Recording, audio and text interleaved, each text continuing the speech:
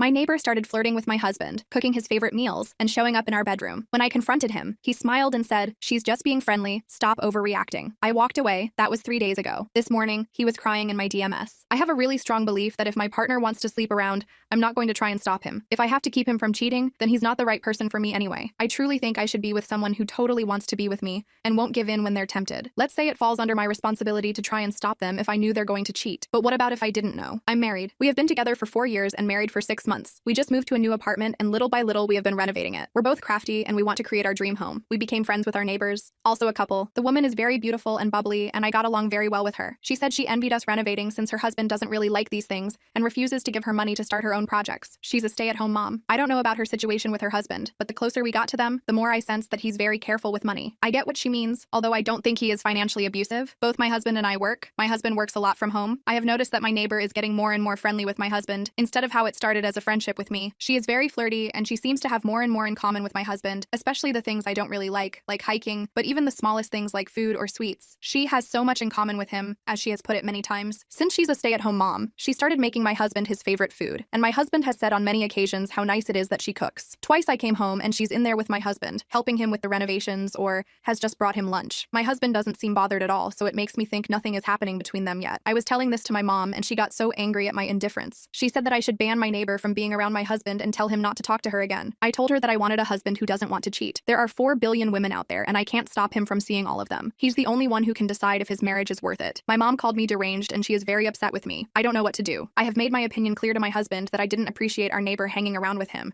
and I even started to cook more at home. Other than that, I don't plan on having a contest with women to win my husband. I always believe if they can take him, they can keep him. My heart is full of love for him, and I can't even imagine myself cheating on him even if I was in a room full of handsome men. I just want the same in return. He hasn't done anything yet, but he has texted with her a few times. Nothing flirty, but they have texted. I hate it, but I don't know. My mom said I'm enabling this just to see if he cheats and then discard him, but all I wish is that he chooses me. I stared at my phone for a long time after mom hung up on me. Her words kept echoing in my head, especially the part about me being deranged. Maybe I was. Maybe normal wives didn't think like this. But I couldn't shake the feeling that if I had to guard Billy like some kind of possession, then what was the point? The next morning, I left for work earlier than usual. Billy was still in bed, and I kissed his forehead before grabbing my laptop bag. The marketing presentation I'd been working on needed final touches before the client meeting, but my mind kept wandering to yesterday's conversation with mom. When I got to the office, my coworker Victoria noticed something was off. She brought me coffee and sat on the edge of my desk. "Rough night?" she asked. I shrugged and took a sip. "Just family stuff." Victoria studied me for a moment. "You know, when my ex started getting friendly with his personal trainer, everyone told me I was crazy for not saying anything. They said I should have fought for him, made rules, checked his phone." She paused. "I didn't. And you know what? When he finally left me for her, I realized I'd been preparing myself for it the whole time instead of actually working on our marriage." Her words hit harder than I expected. I mumbled something about needing to finish my presentation and turned back to my computer, but I couldn't focus. Was I doing the same thing? Preparing for Billy to leave instead of fighting for us? Around lunch, my phone buzzed. A text from Billy. "Lily brought over homemade lasagna. There's leftovers in the fridge for you tonight." I stared at the message. Of course she did. I typed back a simple thanks and put my phone away. The client meeting went well, but I barely remembered any of it. My boss complimented my presentation, but all I could think about was Lily in my kitchen, probably wearing something cute, laughing at Billy's jokes while he worked on installing the new backsplash we'd picked out together. I decided to leave early, maybe surprise them both by actually being there when she just happened to stop by. But as I drove home, I kept hearing mom's voice calling me deranged, and Victoria's story about preparing for the end instead of fighting for her relationship. The apartment building's parking garage was darker than usual. One of the lights had burned out. I grabbed my purse and headed for the elevator, my heels clicking against the concrete. That's when I saw them. Lily and Billy were by the mailboxes in the lobby. She was holding a package, gesturing animatedly about something. Billy was leaning against the wall, smiling at whatever story she was telling. Then she touched his arm, letting her hand linger while she laughed. I froze by the elevator doors. This was it. This was the moment I could march over there, stake my claim, tell her to back off, but I didn't. I pressed the elevator button and waited. Billy noticed me first. "Sarah, you're home early." He straightened up, and Lily's hand fell away from his arm. "Client meeting ended sooner than expected," I said, keeping my voice neutral. The elevator doors opened, and I stepped inside. "Hi, Lily." "Oh, hi." She held up the package. "I was just telling Billy about this new craft supply store I found. They have the most amazing selection of tiles. Perfect for your bathroom renovation." "That's nice." I pressed our floor number. Billy joined me in the elevator, but Lily stayed in the lobby. "I should get back," she said. "Derek will be home soon. But Billy, let me know about that hiking trail we discussed. I'd love to check it out." The elevator doors closed before he could respond. We rode up in silence. I could feel him looking at me, probably trying to gauge my reaction. Inside our apartment, the smell of lasagna lingered in the air. I set my purse down and went to change clothes. Billy followed me to the bedroom. "The client loved the campaign?" he asked, sitting on the bed. "Yeah, they did." I pulled off my blazer and hung it up. "So you're going hiking with Lily now?" He shrugged. "She mentioned there's a new trail that opened up near the river. Thought it might be fun to check out. You could come too if you want." I almost laughed. We both knew I hated hiking. That was the point, wasn't it? Another thing they had in common that I didn't share. "I'm good," I said, pulling on a comfortable sweater. "You two have fun." Billy frowned. "Sarah, are you upset about something? This was my chance. I could tell him how I felt, how Lily's constant presence was starting to bother me, how her touches and looks were obviously more than friendly. But then what? Demand he stop talking to her? Forbid him from going hiking? Become the controlling wife I swore I'd never be? No, I said, just tired from the presentation. He stood up and wrapped his arms around me from behind. The lasagna's really good. She used fresh basil from her garden. Of course she did. That evening, I attempted to cook dinner, but we had lasagna leftovers, so I made a salad instead. Billy talked about the progress on the bathroom tile while we ate. He mentioned that Lily had offered to help since she'd done her own bathroom last year. That's helpful, I managed. My phone rang. Mom's name flashed on the screen. I almost didn't answer, but Billy was already clearing the dishes, so I stepped onto our small balcony. I've been thinking about our conversation, Mom started without preamble, and I need you to understand something. When your father had his affair, I saw the signs, the late meetings, the new cologne, the way he'd smile at his phone, and I said nothing because I trusted him. I thought our love was enough. I gripped the balcony railing. Mom, Billy isn't Dad. No, but that woman is circling him like a shark, and you're just watching it happen. Her voice cracked. I don't want you to go through what I did. What do you want me to do? I asked. Chain him to the apartment? Check his phone? Become someone I'm not? I want you to fight for your marriage. By doing what? Playing some competition with Lily? If Billy wants her instead of me, then keeping them apart won't change that. It'll just delay the inevitable. You're so stubborn, Mom said, just like your father. That stung more than I expected. After she hung up, I stayed on the balcony, watching the city lights twinkle in the distance. Maybe I was being stubborn. Maybe I was being naive. But I couldn't shake the belief that love shouldn't require constant vigilance. When I went back inside, Billy was sketching renovation plans at the dining table. He looked up and smiled. Want to help me figure out the kitchen layout? I sat beside him, and we spent the next hour debating cabinet placement and countertop materials. It felt normal, like us. No mention of Lily or hiking or lasagna. Just us, planning our future. The next few days passed in a blur of work and renovation decisions. I threw myself into a new campaign at the office,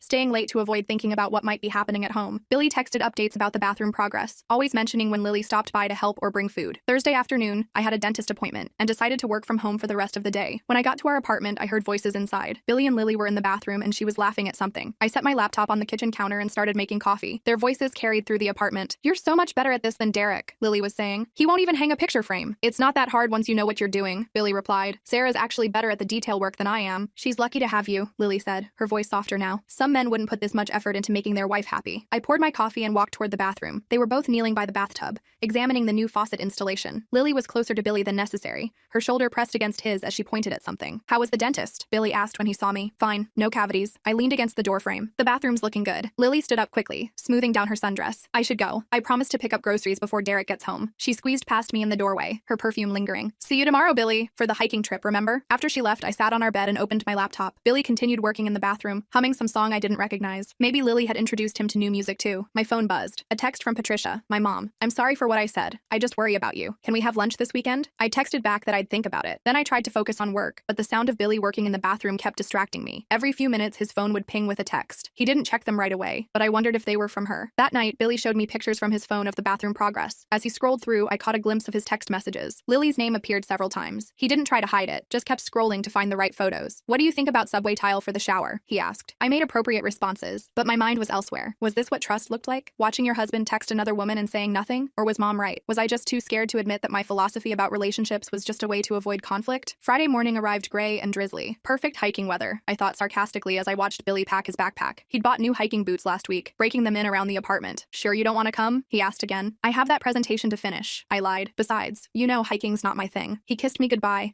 and I watched from the window as he met Lily by her car. She was wearing athletic leggings and a fitted jacket, her hair in a perfect ponytail. They drove off together, and I stood there for a long time, staring at the empty parking space. I tried to work, but couldn't concentrate. Instead, I found myself cleaning the apartment, organizing things that didn't need organizing. In our bedroom closet, I found one of Lily's hair ties on the floor. The purple elastic band seemed to mock me. She'd been in our bedroom. When? Why? Billy hadn't mentioned it. I picked up the hair tie and stared at it. Such a small thing. Probably fell out when she was helping move furniture or looking at paint samples. Nothing sinister, nothing worth getting upset about. But I kept it anyway, placing it on my dresser where I'd see it. The rain stopped by noon, and weak sunlight filtered through the clouds. I made myself a sandwich and sat on the balcony, watching the city dry off. Somewhere out there, my husband was hiking with another woman. A woman who cooked his favorite foods, shared his interests, and somehow always needed his help with something. My phone rang. Victoria from work. Hey, just wanted to check if you're coming to happy hour tonight, she asked. I'd forgotten about the team happy hour. I don't think so. Billy is out and I want to be home when he gets back. Everything okay? Victoria's voice carried concern. Yeah, just marriage stuff. The neighbor situation? I'd mentioned it briefly to her earlier in the week. Yeah, Victoria sighed. You know, I've been thinking about what I told you the other day, about my ex. I don't want you to think I regret not fighting. I just regret not communicating. There's a difference between controlling someone and expressing your needs. After we hung up, I thought about her words. Was that what I was doing? Confusing control with communication? I'd told Billy I didn't appreciate Lily hanging around, but had I really explained how it made me feel? The afternoon dragged on. I finished my presentation, did laundry, and even started organizing the kitchen cabinets. Anything to keep busy. Around 4 o'clock o'clock, I heard footsteps in the hallway. Billy's laugh echoed through the door, followed by Lily's voice. I opened the door before they could knock. Billy was muddy and grinning, his new boots caked with dirt. Lily looked perfectly put together despite the 5-hour hike, just an attractive flush to her cheeks. How was it? I asked. Amazing, Billy said, pulling off his boots in the hallway. The trail follows the river for miles. You can see the whole city from the overlook. I took so many pictures, Lily added, pulling out her phone. Oh, Billy, I got that one of you by the waterfall. She showed him the phone, standing close enough that their arms touched. I watched them, noting how comfortable they seemed together, how easily they'd fallen into shared experiences I wasn't part of. I should shower, Billy said, finally noticing my silence. Thanks for driving, Lily. Anytime. It's so nice to have a hiking buddy. Derek thinks walking to the car is enough exercise. She laughed and headed toward her apartment. See you guys later. Inside, Billy went straight to the bathroom, leaving muddy footprints on our newly cleaned floors. I got the mop and cleaned them up, each swipe feeling like some kind of metaphor I didn't want to examine too closely. While he showered, I sat on our bed, staring at Lily's hair tie on my dresser. Was this the moment? Should I confront him about it? Demand to know when she'd been in our bedroom? But then I heard him singing in the shower, the same unknown song from yesterday, and I realized I was tired. Tired of watching, tired of wondering, tired of pretending I was okay with all of this. When he came out, towel around his waist, I was still sitting there. You okay? He asked, noticing my expression. I picked up the hair tie. I found this in our closet. He glanced at it. Oh yeah, Lily helped me move the dresser last week when you were at work. We were trying to see if it would fit better on the other wall. So simple, so innocent. So why did it feel like a betrayal? You didn't mention she was in our bedroom, I said quietly. Billy paused and pulling on his shirt. I didn't think it was a big deal. We were just moving furniture. Right. I stood up and walked past him. I'm going to start dinner. He caught my arm gently. Sarah, talk to me. What's really bothering you? I looked at him. This man I'd loved for 4 years, married 6 months ago. He genuinely looked confused, like he couldn't understand why I might be upset about another woman in our bedroom, another woman who touched him freely, another woman who shared his interests and cooked his favorite foods. Nothing, I said. I'm just tired. But as I walked to the kitchen, I wondered if Mom was right. Maybe I was deranged. Maybe my principles about trust and freedom were just pretty words I used to avoid the messy reality of actually fighting for my marriage. I started pulling ingredients out for dinner, determined to cook something impressive. But as I chopped vegetables, I kept thinking about Lily's perfect lasagna, her fresh basil, her easy laughter. Was this what I'd become? A woman competing with her neighbor for her own husband's attention? The knife slipped, nicking my finger. I cursed and ran it under cold water. Billy appeared instantly. Let me see, he said, taking my hand gently. He examined the cut, then got the first aid kit. As he bandaged my finger, I watched his face, focused and concerned. I love you, I said suddenly. He looked up, surprised. I love you too. But as he went back to whatever he'd been doing, I wondered if love was enough, or if Mom and Victoria were right, and I needed to do something more than just trust and hope. The weekend arrived with unusual warmth for the season. Billy suggested we work on the kitchen renovations, and I agreed eagerly. Maybe this was what we needed, time together on our project, our dream home. But Saturday morning, Lily knocked on our door with fresh muffins and an offer to help. I love interior design, she gushed, settling at our table with her coffee. And you guys have such vision for this place. So instead of a couple's project, it became a group effort. I found myself relegated to picking paint samples while Billy and Lily discussed cabinet hardware with the enthusiasm of HGTV hosts. Derek never lets me change anything, Lily said,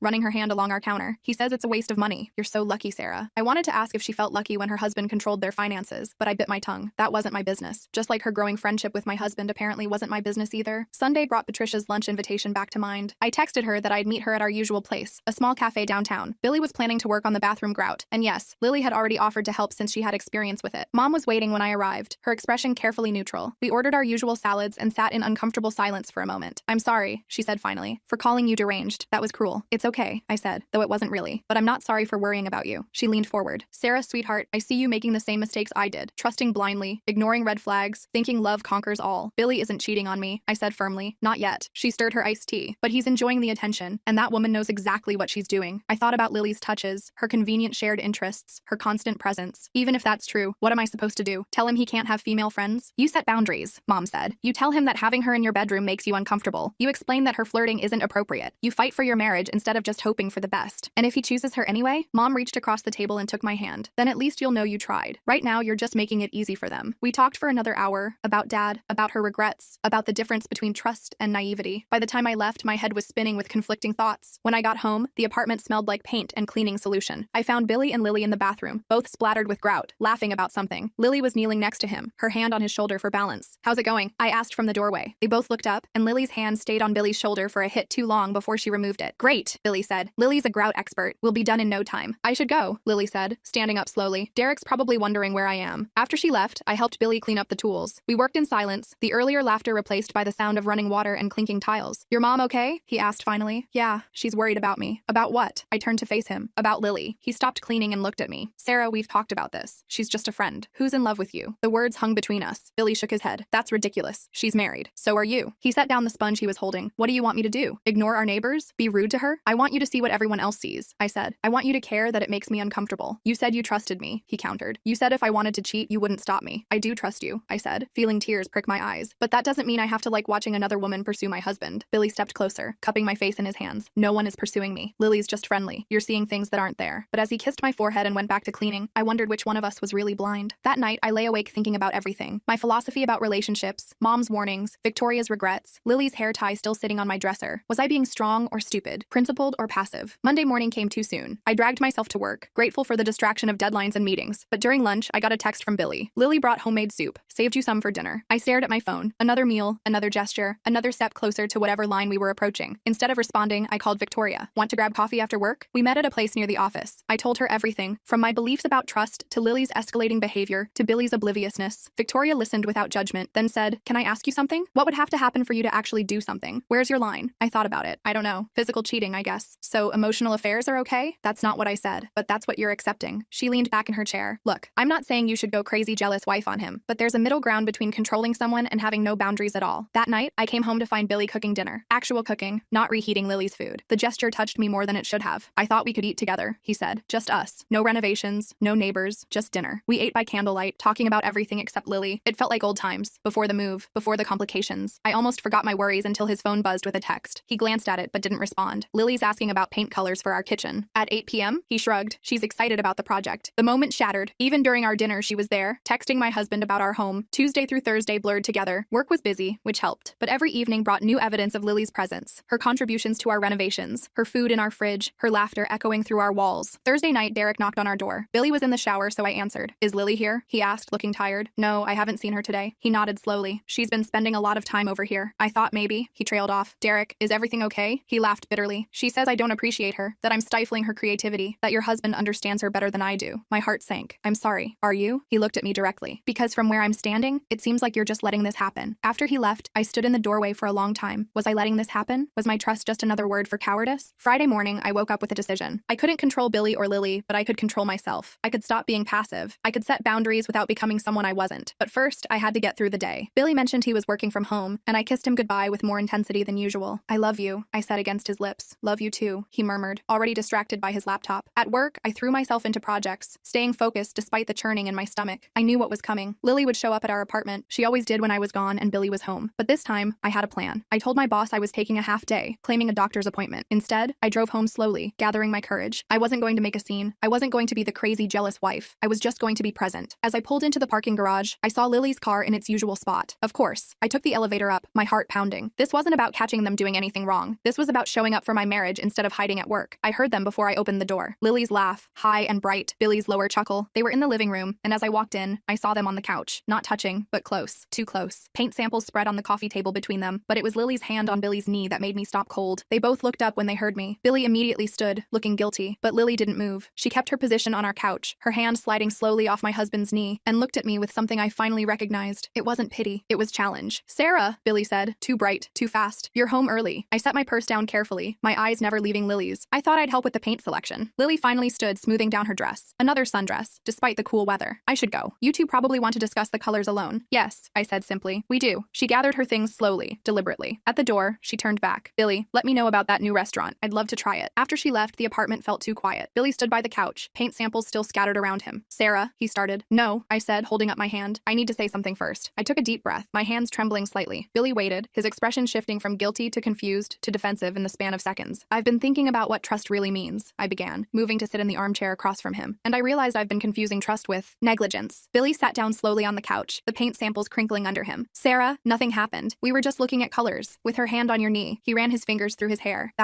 She was just being friendly. The word hung between us like a challenge. Friendly. That's what he'd been calling all of this. The cooking, the texting, the touching, just friendly. "Do you remember when we first started dating?" I asked. "You told me about your ex, how she was jealous all the time, how she'd check your phone and interrogate you about female coworkers." Billy nodded slowly. "Yeah, it was exhausting. And I promised I'd never be like that I trusted you completely." I leaned forward. "But somewhere along the way, I think we both mistook my trust for permission." "Permission for what?" His voice had an edge now. "I haven't done anything wrong. You let another woman cook for you multiple times a week. You text with her constantly. You go on 5-hour hikes alone with her. You let her in our bedroom." I ticked each point off on my fingers. "And just now, you let her put her hand on your knee while sitting on our couch, looking at paint for our home." Billy stood up, pacing to the window. "You're making it sound worse than it is.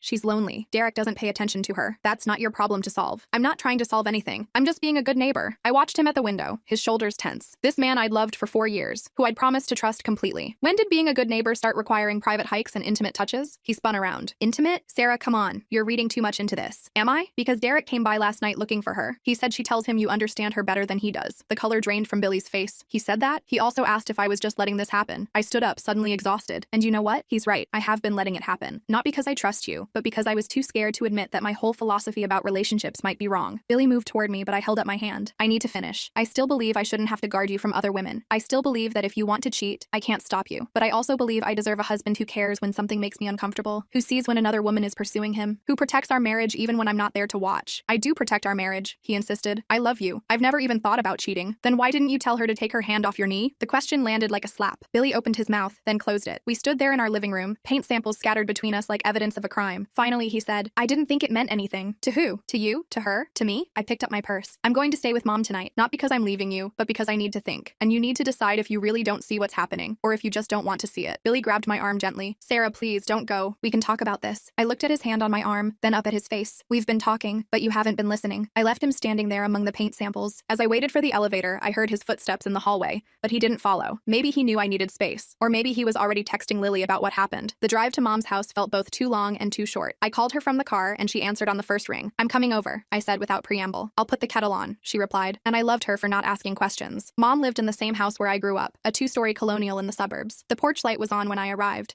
and she met me at the door with a hug that nearly broke me. Oh, sweetheart, she murmured into my hair. We sat at her kitchen table with tea, the same table where I'd done homework and eaten countless meals. I told her everything about finding them on the couch, about our conversation, about leaving. Mom listened without interrupting, occasionally reaching over to squeeze my hand. When I finished, she was quiet for a moment. I'm proud of you, she said finally. I looked up, surprised. For what? For being an idiot who let this go on too long? For standing up for yourself without losing who you are? She refilled my tea. You didn't scream or make demands. You just told him the truth. But what if he doesn't get it? What if he thinks I'm overreacting? Mom sighed. Then you'll have learned something important about your husband. My phone buzzed. A text from Billy. Please come home. We need to talk. I'm sorry. I showed it to Mom, who read it and handed the phone back. What do you want to do? I don't know. I stared at the message. Part of me wants to go back and pretend this afternoon never happened, but I can't keep pretending Lily isn't a problem. No, Mom agreed. You can't. We talked until late. Mom sharing more stories about Dad's affair that she'd kept from me before. How it started small, with a coworker who just needed help with projects. How Mom had ignored her instincts, not wanting to be the jealous wife. How by the time she finally said something, it was too late. I'm not saying Billy is having an affair, she clarified, but I am saying that boundaries exist for a reason, and it's not controlling to expect your spouse to maintain them. I slept in my childhood bedroom, surrounded by posters and photos from high school. My phone buzzed throughout the night with texts from Billy, but I didn't read them. I needed one night to think without his voice in my head. Saturday morning arrived gray and humid. I woke to the smell of coffee and bacon. Mom was in the kitchen, making breakfast like it was any other Saturday. Did you sleep? She asked. A little. I sat at the table and checked my phone. 12 texts from Billy, ranging from apologetic to frustrated to worried. One from Victoria checking in, and one from a number I didn't recognize. I opened the unknown number first. It was from Derek. I'm sorry about what I said last night. This isn't your fault. We need to talk about our spouses. I showed Mom the message. She raised an eyebrow. That's interesting. Should I respond? I think you should go home and talk to your husband first, she said. But maybe Derek has insights you need to hear. After breakfast, I drove home slowly, rehearsing what I wanted to say. But when I got to our apartment building, I saw Lily's car in the parking garage. My stomach dropped. Of course she was here. I took the elevator up, my hands shaking. The apartment door was unlocked, and I heard voices from the kitchen. Taking a deep breath, I walked in. Billy and Lily were at the dining table with coffee and what looked like homemade cinnamon rolls. They both looked up when I entered. Billy jumped to his feet. Sarah, I didn't know you were coming back this morning. Lily didn't move. She sat there in another sundress, this one yellow, looking perfectly comfortable in my home. Good morning, Sarah. I just brought over some rolls. I thought you guys might need comfort food after yesterday. The audacity took my breath away. She knew about our fight, which meant Billy had told her, which meant they'd been talking after I left. Lily, I said calmly, you need to leave. Now. She blinked, playing innocent. Oh, I'm sorry. I didn't mean to intrude. I was just trying to help. Now, I repeated. Billy stepped forward. Sarah, she was just being nice. No, I turned to him. She wasn't being nice. She was marking territory, and the fact that you can't see that is exactly the problem. Lily stood slowly, smoothing her dress. I think there's been a misunderstanding. Billy and I are just friends. I laughed, surprising all of us. Friends don't put their hands on each other's knees. Friends don't text constantly about things that could wait. Friends don't show up the morning after a couple's fight with baked goods and sympathy. You're being paranoid, Lily said, her sweet facade cracking slightly. Am I? Then why did your husband come looking for you here? Why does he think my husband understands you better than he does? Lily's face flushed. Derek doesn't understand me. He never has. At least Billy appreciates. Stop. I held up my hand. Whatever Whatever you think is happening here, it's not. Billy is my husband. This is our home, and you're no longer welcome in it. Sarah, Billy protested. You can't just ban our neighbor. Yes, I can. I turned to him. And if you have a problem with that, then we have bigger issues than I thought. Lily gathered her purse, her movements sharp. At the door, she turned back. You know, Sarah, maybe if you shared more of his interests, he wouldn't need to find companionship elsewhere. The words stung, hitting exactly where she'd aimed, but I didn't flinch. Maybe if you worked on your own marriage instead of circling mine, you wouldn't need to find validation from unavailable men. She left, slamming the door behind her. Billy and I stood in our kitchen, the cinnamon rolls cooling between us. That was cruel, he said finally. Which part? Me setting boundaries or her implying I'm not enough for you? Billy sank into a chair. I can't believe you just did that. She's our neighbor. We have to live next to them. We have to live with each other first. I sat across from him. Billy, I need you to be honest with me. Do you have feelings for her? No. The denial came quick and forceful. God, no. I love you. Then why didn't you see what everyone else saw? He was quiet for a long moment. Maybe I liked the attention. Not in a romantic way, he added quickly. But it felt good to have someone think I was interesting. Someone who wanted to hear about my day and shared my hobbies. I want to hear about your day. But you don't want to go hiking. You don't care about the same music or movies. And that's fine, he said. I'm not saying you should. But when Lily showed interest in those things, it felt nice. The honesty hurt, but I appreciated it. So you knew she was flirting. Billy rubbed his face. I thought it was harmless. I thought as long as I didn't cross any lines, it was okay. You let her in our bedroom to move furniture. You went on a 5-hour hike alone with her. It was just hiking. She put her hand on your knee. He fell silent at that. We sat there, the weight of months of small betrayals between us. I need to know something, I said. If I hadn't come home yesterday, what would have happened? Billy looked up sharply. Nothing would have happened. But would you have moved her hand? Or would you have let it stay there, telling yourself it didn't mean anything? He didn't answer, which was answer enough. My phone buzzed. Another text from Derek. Can we talk? I have information you need to know. I showed Billy the message. His face went pale. What kind of information? I don't know, but I think I should find out. Billy reached for my hand. Sarah, I'm sorry. I'm so sorry. I never meant for any of this to happen. I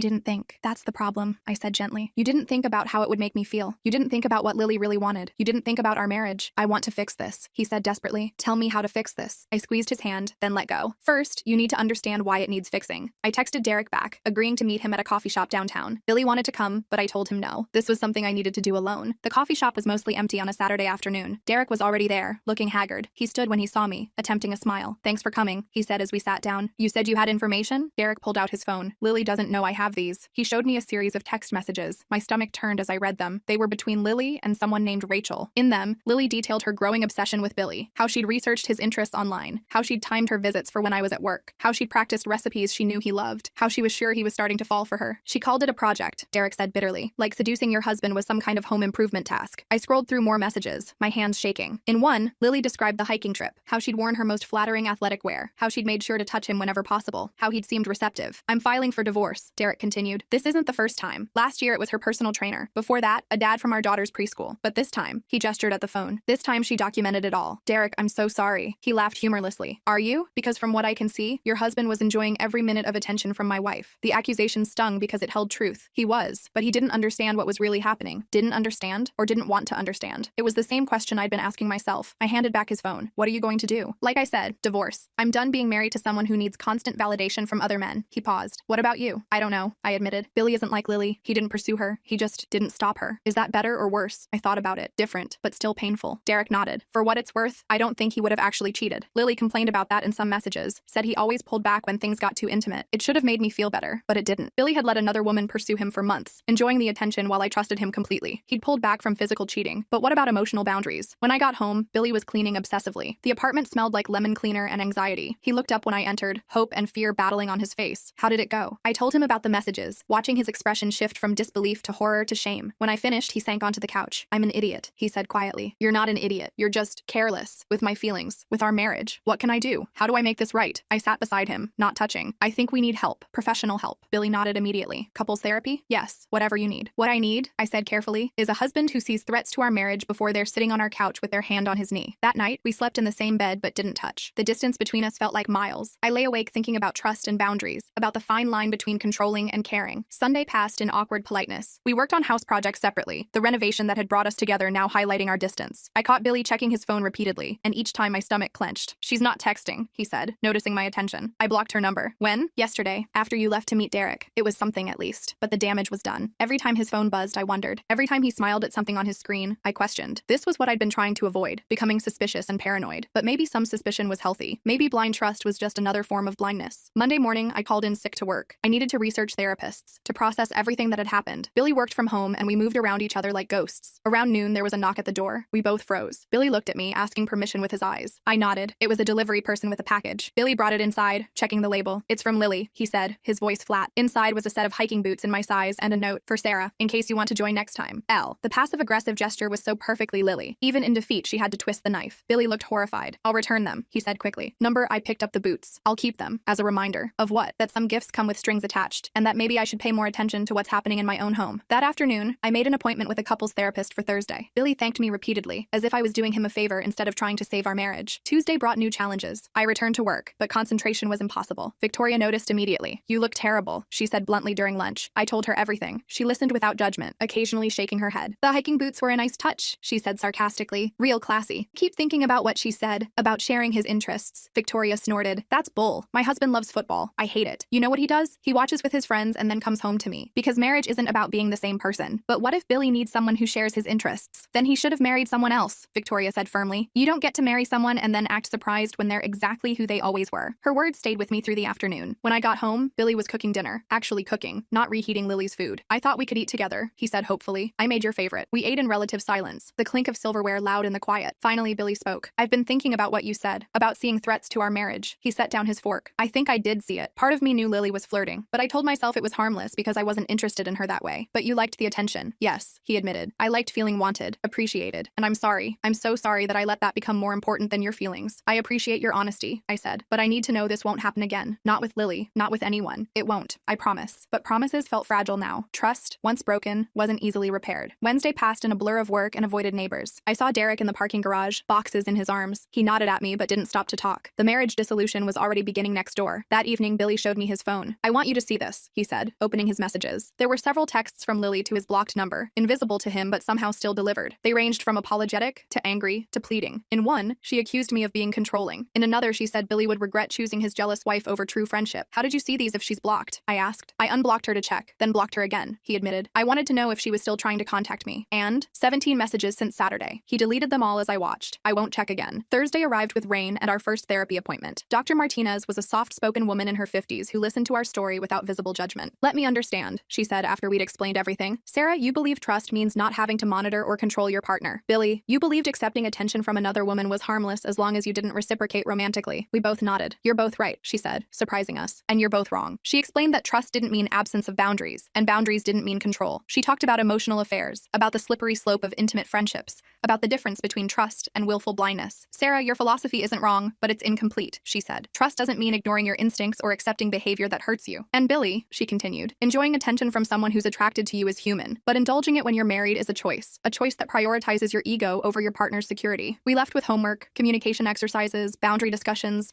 trust-building activities. It felt like starting over, but maybe that's what we needed. Friday morning, I woke to find Billy already up, making coffee. He handed me a mug, prepared exactly how I liked it. I've been thinking, he said, about the hiking thing. I know you hate it, and I'm not asking you to come, but maybe we could find something new to do together, something neither of us has done before. It was a small gesture, but it meant something. Like what? I don't know. Cooking classes, dance lessons, pottery? I smiled despite everything. Pottery could be fun. Yeah? He looked hopeful. We could make our own dishes for the kitchen. For the first time since finding Lily's hand on his knee, I felt a spark of our old connection. We spent breakfast researching pottery classes, debating which studio looked best, but reality intruded when we left for work. Lily was in the hallway, dressed for the gym. She looked between us, her expression unreadable. Good morning, she said coolly. Billy didn't respond, walking past her to the elevator. I paused, meeting her eyes. Good morning, Lily, I said calmly. How's Derek? Her face tightened. We're working through some issues. I'm sure you are. I joined Billy at the elevator. Good luck with that. As the doors closed, I saw her standing alone in the hallway, beautiful and furious and defeated. I didn't feel victorious, just sad for everyone involved. That weekend, Billy and I attended our first pottery class. We were terrible, our bowls lopsided and glazes uneven, but we laughed together for the first time in weeks, covered in clay and focused on creating rather than destroying. This is nice, Billy said, attempting to center his clay for the 10th time. Even though I'm bad at it, I teased, especially because you're bad at it. He grinned. We can be bad at it together. It wasn't fixed. Trust still felt fragile, and I caught myself checking his phone when he left it on the counter, but we were trying, both of us, together. Sunday night, as we cleaned up from dinner, Billy said, I know it doesn't erase what happened, but I want you to know, I choose you. Every day, I choose you. Even when things are hard. Even when we don't share every interest. You're my person. I wanted to believe him. Most of me did. But part of me wondered what would happen the next time a beautiful woman showed interest in his hobbies. Would he remember this conversation? Would he see the threat before it was sitting on our couch? I choose you too, I said. But I need you to protect that choice. To guard it. Not from me, but with me. He pulled me into a hug, and I let myself sink into it. We stood there in our kitchen, holding each other among the renovation supplies and half-finished projects. It wasn't perfect, but it was ours. My phone buzzed with a text from Mom. How are you doing, sweetheart? I showed Billy the message and typed back, we're working on it. Because that's what marriage was, I was learning. Not blind trust or constant vigilance, but something something in between, something that required both faith and boundaries, love and protection, trust and verification. As we got ready for bed, I noticed the hiking boots Lily had sent, still sitting in our closet. Tomorrow, I'd donate them. Or maybe I'd keep them after all. Not as a reminder of betrayal, but as a reminder that sometimes the most dangerous gifts come wrapped in friendly smiles and common interests. Sarah, Billy called from the bedroom. You coming to bed? I looked at myself in the bathroom mirror. I looked tired but determined, like someone who'd learned that principles without boundaries were just pretty words, and trust without communication was just wishful thinking. Yeah, I called back. I'm coming. We had therapy again on Thursday. We had pottery class next Saturday. We had a marriage that needed rebuilding and trust that needed repair. But we had chosen each other, and for now, that would have to be enough. The renovation of our apartment continued, but now it felt like we were renovating more than just our home. We were rebuilding our foundation, one conversation at a time, one boundary at a time, one choice at a time. And if Lily knocked on our door again with fresh-baked goods and convenient excuses, well, this time, we'd both know exactly what to do. The next morning, I woke before dawn. Billy was still asleep, one arm thrown across the space where I usually lay. I dressed quietly and went to the kitchen, needing coffee before facing whatever came next. As the machine gurgled,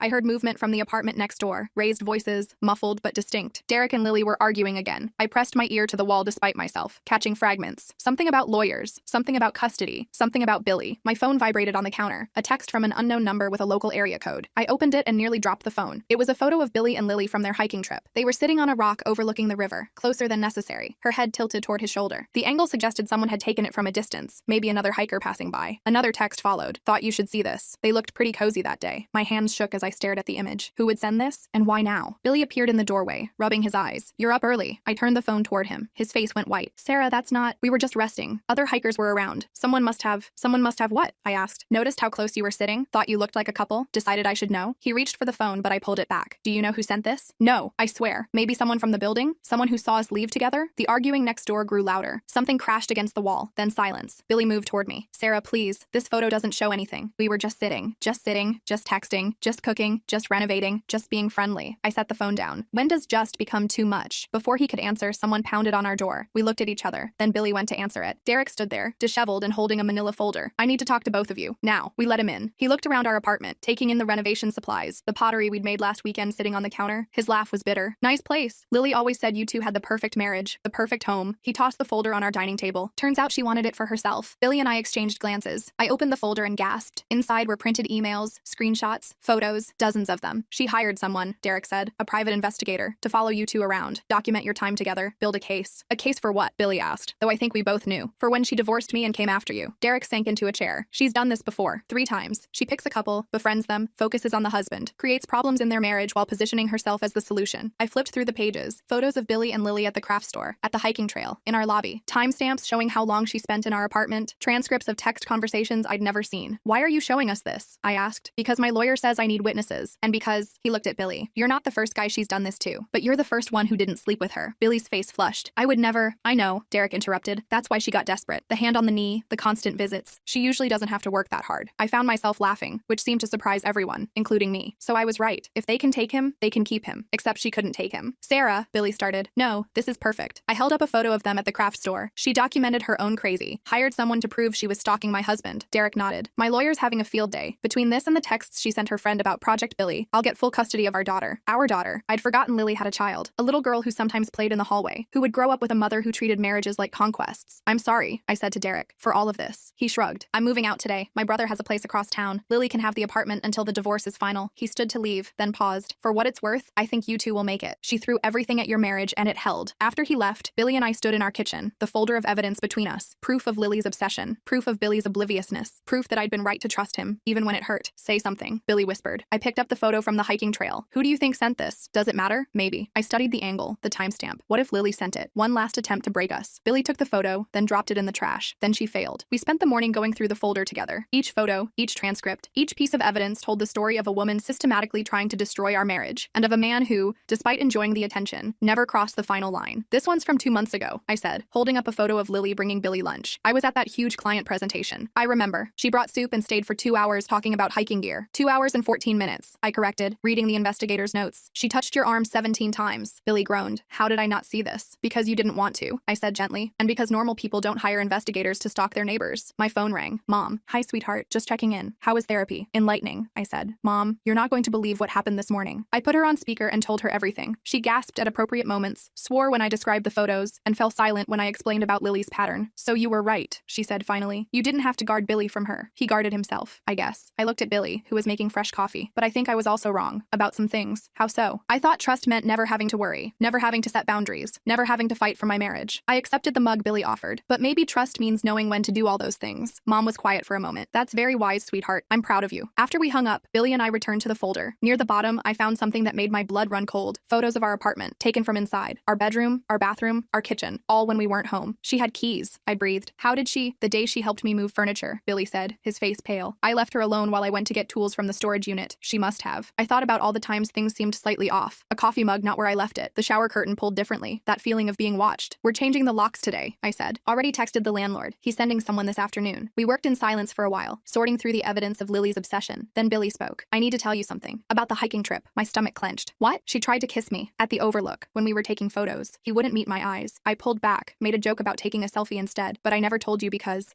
you knew it would hurt me. Because I knew it would end everything. The friendship, the help with renovations, the easy conversations about shared interests. He finally looked at me, and I wasn't ready to give that up. The honesty stung, but I appreciated it. What else haven't you told me? She asked me once if I ever thought about what it would be like, being with someone who understood all my hobbies, who wanted to do everything I did. What did you say? I said I already knew what that was like. I dated someone exactly like me in college. We broke up after 6 months because we bored each other to death. He reached for my hand. I don't want someone exactly like me. I want you. Even if you hate hiking and think my music is noise. Your music is noise, I said, but I squeezed his hand. The locksmith arrived after lunch. While he worked, we packed up everything Lily had given us. The food containers, the craft supplies, the hiking boots. Billy wanted to throw it all away, but I had a better idea. Let's donate it, I said. Turn her manipulation into something good. We loaded everything into boxes. As we worked, we found more evidence of her presence. A hair clip under the couch, a lipstick mark on a coffee mug I never used, a grocery list in her handwriting stuck to our fridge. How did I not see this? I asked, holding up the list. She was making herself at home. Because you trusted me, Billy said. And you trusted her. That's not a flaw, Sarah. That's who you are. The locksmith finished and handed us new keys. 4 sets. As he left, we saw Lily in the hallway with boxes. She looked smaller somehow, deflated. Her perfect hair was in a messy bun, her designer dress replaced with sweatpants. She saw us watching and straightened, trying to reclaim some dignity. I suppose Derek told you everything. He did, I said simply. She laughed, but it sounded forced. I bet you feel pretty superior right now. The wife who won. Nobody won, I said. We all lost something. Her face crumpled for a moment before she caught herself. I just wanted someone to see me, to really see me. Derek never. That's not our problem, Billy said firmly, and it never should have been. Lily flinched. She picked up her box and headed for the elevator. At the last moment, she turned back. For what it's worth, you two are solid. I threw everything I had at your marriage and couldn't even make a dent. She shifted the box in her arms. I hope you know how rare that is. The elevator doors closed on her words. That evening, Dr. Martinez called to confirm our next appointment. Billy put her on speaker. I heard there were some developments today, she said carefully. Derek contacted me about potentially needing documentation for his custody case. It's been a day, I admitted. How are you both processing this new information? Billy and I looked at each other. We're talking, he said. Really talking. About everything. Good. That's very good. I'll see you Thursday. After dinner, we sat on our balcony with the folder between us. The sun was setting, painting the city in shades of gold and pink. From next door, we could hear boxes being moved, drawers being emptied. I keep thinking about our daughter, I said. Billy looked confused. We don't have a daughter. No, but someday we might. And I wonder what we'd teach her about trust, about boundaries, about marriage. He considered this. I'd want her to know that trust isn't weakness, but also that it needs to be earned and maintained. And that having boundaries doesn't mean you don't trust someone, I added. It means you value what you have enough to protect it. My phone buzzed. Victoria had sent a photo from happy hour. Missing you. Hope things are better. I showed Billy the photo. My coworkers raised glasses to the camera, smiling. Normal people living normal lives without stalkers or private investigators or marriage-destroying neighbors. Do you think we'll ever feel normal again? I asked. Define normal. Not checking every text, not wondering about every new person we meet, not analyzing every interaction for hidden motives. Billy pulled me closer. Maybe. Or maybe we'll find a new normal. One where we're more aware but not paranoid, more careful but not closed off. Movement in the parking lot caught my eye. Derek was loading a truck with boxes. Lily stood by their car, arms crossed, watching. Even from this distance, I could see the defeat in her posture. I actually feel sorry for her, I admitted. I don't, Billy said. She made choices, calculated, deliberate choices to hurt people. Still, imagine being so empty that you need to steal someone else's life to feel whole. We watched until Derek drove away, Lily standing alone in the growing darkness. Then we went inside and locked our new locks, checking each one twice. The next morning brought more revelations. The anonymous photo sender had struck again, this time sending images to other neighbors. By noon, everyone in the building knew about Lily's investigation, her pattern, her obsession. Mrs. Alcroat from the 3rd floor knocked on our door with cookies and sympathy. I always thought something was off about her, she said. Too friendly, you know? Too interested in everyone's business. The building manager called to inform us that Lily had given notice. She'd be gone by the end of the month. I'm sorry you folks had to deal with this, he said. If you need anything, documentation for a restraining order or whatnot, you let me know. Billy thanked him and hung up. We looked at each other across our kitchen, the same kitchen where Lily had served him countless meals, where she'd touched his knee, where she'd tried to claim pieces of our life. Restraining order? I asked. I don't think we need one. She's leaving. But I wondered if she was really done. If someone who'd done this 3 times before would simply give up and move on, or if we'd spend years looking over our shoulders, wondering when she'd reappear. That afternoon, we attended our second pottery class. The instructor, Jonathan, noticed our distraction. Rough week? He he asked as my bowl collapsed for the third time. You could say that, I muttered. But as the class progressed, I found myself relaxing. There was something meditative about the wheel, the clay, the focus required to create rather than destroy. Billy was making a vase, his hands steady and sure. That's beautiful, I told him. He smiled. It's for you, for the kitchen window, where the light comes in. After class, we were covered in clay and laughing. For a moment, I forgot about Lily, about the photos, about the broken trust we were still rebuilding. We were just us again. But reality returned when we got home. There was a note taped to our door. Billy tensed, but I recognized the handwriting. It was from Derek. She's gone. Moved in with her sister in another state. Thought you should know. Thanks for everything, D. It's over, Billy said, relief clear in his voice. But I knew better. The physical threat might be gone, but the impact remained. In the way I now noticed when women looked at Billy too long. In how he made sure to mention every interaction with female colleagues. In our hyper-awareness of boundaries we'd once taken for granted. That night, as we prepared dinner together, Billy's phone buzzed. We both froze. He looked at the screen and laughed. It's my mom. She wants to know if we're free for dinner Sunday. Tell her yes, I said. And tell her we have a story to share. As he typed, I thought about everything that had happened. My philosophy about trust hadn't been wrong exactly, but it had been incomplete. Trust wasn't just about letting go. It was about holding on to the right things. Thursday's therapy session was intense. Dr. Martinez guided us through the revelations about Lily's investigation, her pattern of behavior, the depth of her deception. How does it feel? She asked. Knowing that your instincts were correct? Validating, I admitted, but also sad. I wanted to be wrong. I wanted her to just be a lonely woman who needed friends. And Billy, how do you feel about your role in this? He shifted uncomfortably. Stupid, guilty, angry at myself for not seeing it, grateful that Sarah trusted me even when I didn't deserve it. You did deserve it, I said. You never crossed the line. But I walked right up to it and did a little dance, he replied. Dr. Martinez helped us process the trauma of invasion, the violation of having someone document our lives without consent. She gave us exercises for rebuilding safety in our home,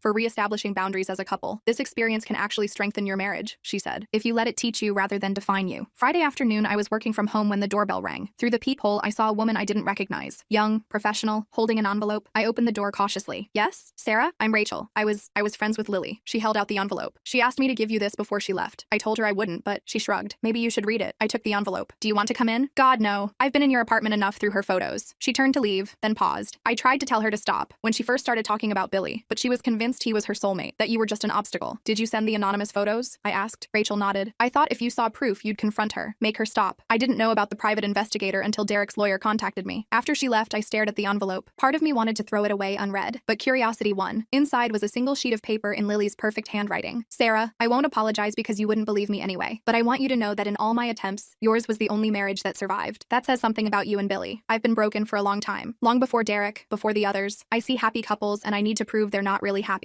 That given the chance, the husband would choose me. Billy never did. Even when I made it easy. Even when I was everything you weren't. That must be what real love looks like. I hope I find it someday. I read it twice, then showed it to Billy when he got home. He read it silently, his jaw tight. Burn it, he said. Number. I folded it carefully. I want to keep it. To remember. Remember what? How close we came to losing everything? How close we came to losing everything and didn't. That weekend, we threw ourselves into renovations with new energy. We painted the kitchen, installed the backsplash, hung the shelves we'd been planning for months. The apartment transformed around us, becoming truly ours in a way it hadn't been before. Sunday dinner with Billy's parents was interesting. We told them an abbreviated version of events, leaving out the worst details. His mother was horrified. That poor woman, she said, and I wasn't sure if she meant me or Lily. She made her choices, Billy's father said firmly, and you two made yours. That's what matters. As we drove home, Billy reached for my hand. My dad's right, you know. We made choices. Every day we chose each other. Even when it was hard, I agreed, especially when it was hard. Monday morning, I returned to work with a new perspective. Victoria noticed immediately. You look different, she said, lighter somehow. Lily's gone, I explained. Moved away. It's really over. And you and Billy? We're good. Better, actually. Therapy is helping. She smiled. I'm glad. You deserve happiness, Sarah. Both of you. That evening, we met our new neighbors, an elderly couple who'd downsized from a house in the suburbs. They were friendly but respectful, interested in our renovations but not intrusive. Normal neighbors having normal interactions. This is nice, Billy said after they left. No ulterior motives, no hidden agendas. That we know of, I joked, but it fell flat. We weren't ready to laugh about it yet. As weeks passed, life slowly returned to something resembling normal. We continued therapy, working through trust issues and communication patterns. We finished our renovations, creating the dream home we'd envisioned when we first moved in. We made more pottery, getting marginally better with each class, but traces of Lily lingered. In the way Billy now announced every interaction with women, in how I checked his phone location not from suspicion but from habit, in the folder of evidence we kept in a filing cabinet, just in case. One Thursday,